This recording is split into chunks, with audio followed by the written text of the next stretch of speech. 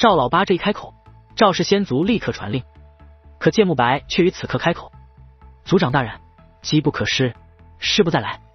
那座坟墓遗迹，寻得不易，还请您三思。芥末白的意思很简单，他好不容易寻得的地方，赵老八不该放弃。大师，我族与楚风有些交情，他既有事，我实在无法袖手旁观。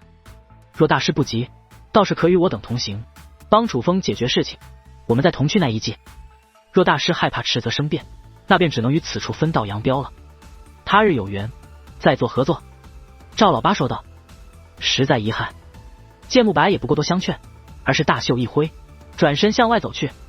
见状，赵道斌则是赶忙劝道：大师，其实你也不必急于一时，先不说每个人都有芥大师的本领，能够发现你所说的地方，只说太古坟冢如此之大，瞎猫碰死耗子怕也是很难走到芥大师所说之处吧。赵道斌道：赵长老所言自然在理，但有一件事还想请赵族长与赵长老明白。我身为7界圣府之人，选择与赵氏先族合作，就是看中赵氏先族的魄力与实力。眼下如此难得的机遇，可遇不可求，本该尽力争取，可赵族长却要为了一个楚风而放弃这个机会，这是我没想到的，也与我之前的期望不符。芥末白道，话语之中自然也有着几分威胁之意，那就是要么与我继续走，要么就不要再合作。可赵老八何许人也，他自然听出了芥末白的意思，于是淡淡一笑：大师，我明白你的意思，请便。赵老八这一开口，赵道斌也不劝阻，毕竟身为赵氏先族族人，肯定是要尊重族长的意思。芥末白也未多言，轻哼一声，便直接走出宫殿，飞出了战船群。父亲，为了楚风放弃这个机会，值得吗？赵听雪问道。机缘能有多大的机缘？楚风才是最大的机缘。他若不需要我族，我族不会往上贴，因为锦上添花没有意义。但现在他既主动寻求帮助，必然是遇到了巨大的麻烦，我族便也没有不出手的理由。因为这是雪中送炭，楚风定会记住这份恩情。赵氏先族族长道。赵氏先族的人马很快便消失在了黑暗的星空之中。芥末白独自一人继续前行，但他的脸色可不好看。这楚风到底有何魔力？一个又一个的，怎么与他扯上关系，便都没了理智？是他姥姥的疯了吗？他想不通。从他的观察来看，赵氏先族族长可不是那种会为了外人放弃全族利益之人。可偏偏这件事就这样发生了。他越想越气，因为他这种人若是能够私吞的，他一定会私吞，才不会与人合作。之所以还是找到了赵氏先族，就是因为他所发现的坟墓世界需要赵氏先族的力量。换作以往，他会选择妥协，跟随赵氏先族族长去，但因为连续在楚风手上吃了亏，他实在咽不下这口气。可现在赵氏先族走了，他自己其实也没把握能够开启那座坟墓世界，这让他有些后悔。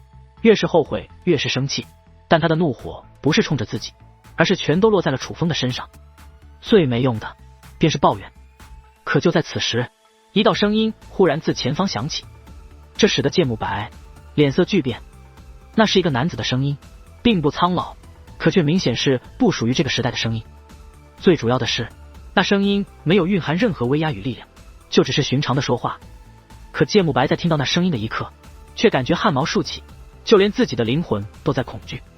不知道阁下是何方神圣？芥末白面露恐慌，语气更是充斥着敬畏。他意识到他很可能遇到了一个极其了得的存在。就在这时，一道金光自其面前浮现，那道金光神圣无比，与这阴森的太古坟冢显得格格不入，宛如一缕神光落入了无尽地狱，不是特别璀璨，更没有光芒万丈，但却让人充满希望。金光起初很小，不过珍珠大小，但很快那金光旋转起来，也随之越来越大，最后宛如一道大门。而大门内则是飘出一道黑色的符纸，符纸上面以红色纹路凝聚成一只人形怪物的模样，恐怖至极，但只看外貌便也觉得此物实力极强。本地看得出你野心十足，可你天赋有限，若依靠自己难达修武之巅，反而容易被你的野心所吞噬。但若愿归顺于本地，你的道路将不再艰难。不过本帝从不喜欢强迫他人，决定权在你自己手中。那金光之中再度传来那男子的声音：大人，不知您是何方神圣，可否让晚辈知晓您之姓名？剑慕白赶忙询问，可不仅没有得来回应，就连那金光也是消散开来。但那手中的黑色符纸却在提醒剑慕白，刚刚的一切是真实发生的。自称为帝，剑慕白目光复杂，他知晓这个称号的分量，若是其他人说，可能是在吓唬人，但刚刚的那位只是声音，他便知道对方是担得起这个称号。换作以往，他定会毫不犹豫地选择拜入对方门下，此等机缘才是真正的天大机缘。毋庸置疑，那张符纸就是他做出决定的关键。可眼下之所以目光复杂，正是因为身为戒灵师，他能感觉到这张符纸的特别。若要催动这张符纸，可唤醒符内之物，受其所用在，那必然是一个极其强大的存在。最关键的是，只要催动这张符纸，便是表了忠心，也许真的能报上这位自称为帝的神秘强者。可催动这张符纸的代价，是要献上自己的灵魂。纵使剑慕白一时之间也无法做出决定，而是望着这一望无际的黑暗星空，以及那一座座诡异的巨大坟墓，心生感慨：太古坟冢，这到底是什么地方？尽管早已知晓太古坟冢不简单，可刚刚的经历还是让他意识到，他之前还是太低估了这太古坟冢。这是他此生为止踏入过最深不可测的地方。